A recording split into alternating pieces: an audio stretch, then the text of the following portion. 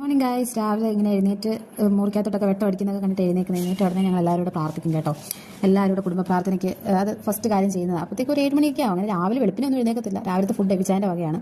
പിന്നെ ഇഡ്ഡലിയും സാമ്പാറും ഒക്കെയാണ്. ഞാൻ അപ്പോഴത്തേക്കും പോയി ബെഡൊക്കെ ഒന്ന് വിരിച്ചിട്ട് ഒന്ന് എല്ലാം മടക്കി വെച്ചിട്ടൊക്കെ മുഖമൊക്കെ ഒന്ന് ഫ്രഷായി മുഖമൊക്കെ ഒന്ന് കഴുകി അപ്പോഴത്തേക്കും വന്ന് നോക്കിയപ്പോഴത്തേക്ക് ഞങ്ങളുടെ പീക്കിരി മുട്ടയിലഴയാൻ തുടങ്ങി. മുട്ടയിലഴയുന്നതുകൊണ്ട് രാവിലെ എഴുന്നേറ്റ് ഉടനെ തൂത്ത് വാരിയിടും. കാരണം ഒരു ചെറിയ സാധനം പോലും ഉണ്ടെങ്കിൽ ഇപ്പം ഏറ്റവും സൂക്ഷിക്കേണ്ട പ്രായമല്ലേ, അപ്പോൾ എടുത്ത് വായിലൊക്കെ ഇടാനും ഒക്കെ തോന്നും. അതുകൊണ്ട് ഞാൻ രാവിലെ എഴുന്നേറ്റ ഉടനെ വൃത്തിയാക്കലാണ് ഫസ്റ്റ് കാര്യം ചെയ്യുന്നത്.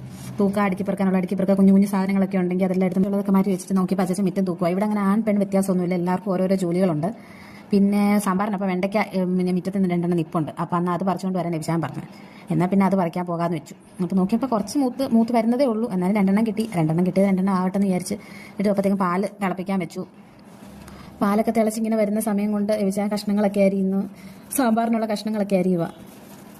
എന്നിട്ട് ഞാൻ പിന്നെ ചായ എടുത്തു കൊടുത്തു.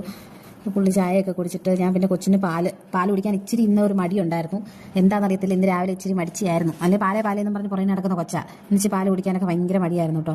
പിന്നെ അവർക്ക് ഇഡ്ഡലിയും പാല് കുടിച്ചോടനെ പിന്നെ കഴിക്കാനുള്ള ഇഡ്ഡലി സാമ്പാർ കൊടുക്കും. ഉച്ചയ്ക്കും ഇന്ന് ഇഡ്ഡലിയും സാമ്പാർ മതി എന്ന് പറഞ്ഞു കേട്ടോ. അല്ലാത്തപ്പോൾ ചോറൊക്കെ കൊടുക്കും, അവർക്ക് ഇഷ്ടമുള്ളതാണ് കൊടുക്കുന്നത്. പിന്നെ ഉച്ചയ്ക്ക് ലഞ്ച് ബോക്സിനും ഇഡ്ഡലിയും സാമ്പാർ മതി, പിന്നെ സ്നാക്സിന് ബിസ്ക്കറ്റ് മതി എന്നൊക്കെ പറയാം. അവൾ പറയുന്നത് അവൾക്ക് കൊടുക്കണം. പിന്നെ പോകുന്നതിന് മുമ്പ് സ്കൂളിൽ പോകുന്നതിന് മുമ്പ് പ്രാർത്ഥിച്ചിട്ടൊക്കെയാണ് പോകുന്നത്. പിന്നെ എപ്പോഴും മഴക്കാലമൊക്കെ അല്ലേ, ഷൂസൊക്കെ തട്ടിക്കുടഞ്ഞിട്ടൊക്കെ പോകണമെന്ന് പറഞ്ഞിട്ടുണ്ട്. അപ്പോൾ അത് തട്ടിക്കുടഞ്ഞു. അവളെ വിട്ട് കഴിഞ്ഞിട്ടാണ് പിന്നെ കൊച്ചിന് കുഞ്ഞാവയ്ക്കുള്ള കുറുക്കൊക്കെ ഉണ്ടാക്കുന്നത്. റാഗി കുറുക്കാട്ടോ. റാഗി കുറുക്കൊക്കെ ഭയങ്കര ഇഷ്ടമാണ്.